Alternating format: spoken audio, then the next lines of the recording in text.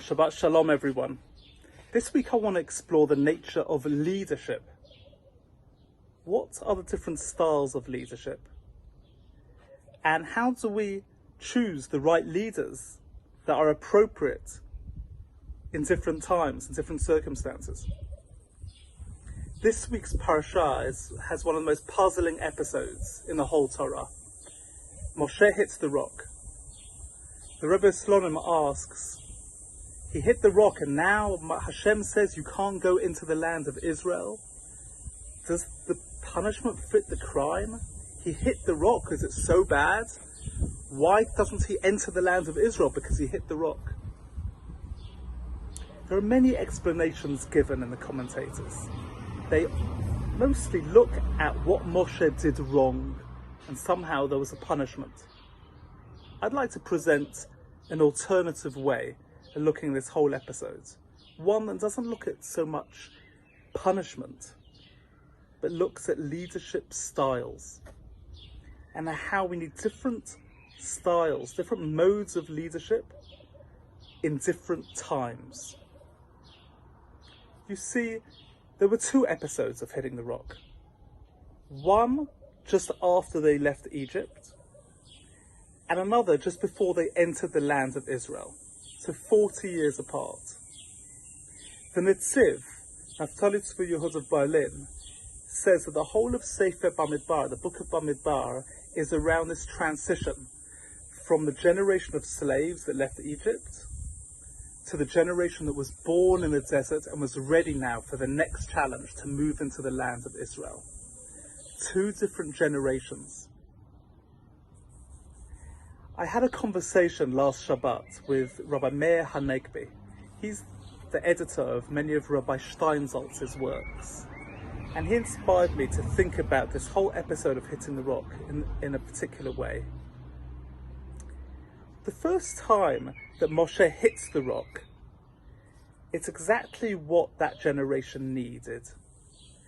They needed a leader who was coming from the top down. Moshe was a top-down leader. He spoke literally panim el panim, face-to-face with Hashem, bringing down the Torah, bringing out the Jewish people from Egypt. He was told to hit the rock, and he hit the rock, and the water flowed, and all was good. But now we're 40 years later on.